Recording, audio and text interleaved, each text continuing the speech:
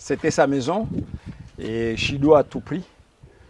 Donc il a ramassé de la tôle un peu partout et il a fait ce truc de fortune avec des bouts de parpaing en haut. Donc ici c'est vraiment le quartier La Vigie où il n'y a pas d'eau. Il y a des fils qui pendent partout. C'est le quartier vraiment le plus démuni.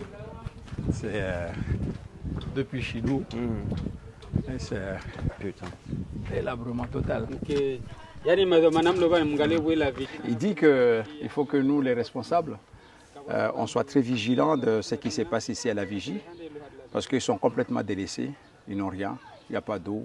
L'électricité, on voit, c'est un peu aléatoire, et puis surtout, comme les enfants n'ont rien à faire, il y a une telle délinquance ici, et puis de la prostitution, quoi.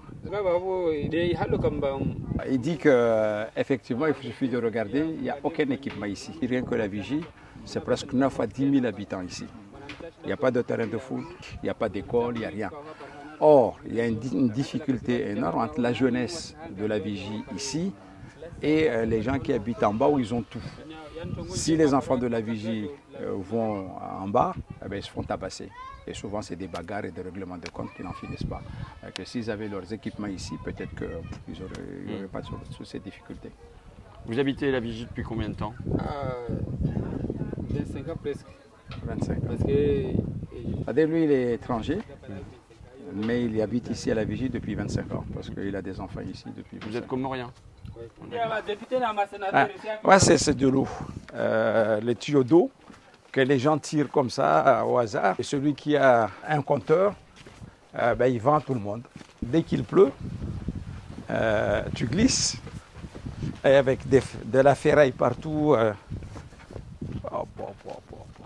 Ça, c'est une maison qu'on appelle les bidonvilles. Tout a été reconstruit avec de la tôle recyclée. Ça, c'était votre maison? Oui. Et Chido a tout pris et il a fait ce truc de fortune avec des bouts de parpaing en haut. Et bien qu'ayant vos papiers, vous n'avez rien reçu pour vous aider à reconstruire quelque chose? Vous avez des enfants? Ils sont ici après à la Réunion Métropole. Donc malgré tout, votre choix de venir à Mayotte, il a quand même ouvert un avenir meilleur pour vos enfants qui vivent à La Réunion ou en métropole? Oui, mieux que moi. Parce que c'est-à-dire que s'il pouvait partir, il partirait pour aller rejoindre ses enfants. Mais il ne peut pas partir parce que ce sont des gens qui sont en situation régulière avec les cartes de séjour territorialisées que nous on se bat, c'est qu'on puisse les laisser partir, au moins aller voir leur famille, ils ne peuvent pas y aller. Mais ils sont assignés à résidence et ça c'est terrible pour eux.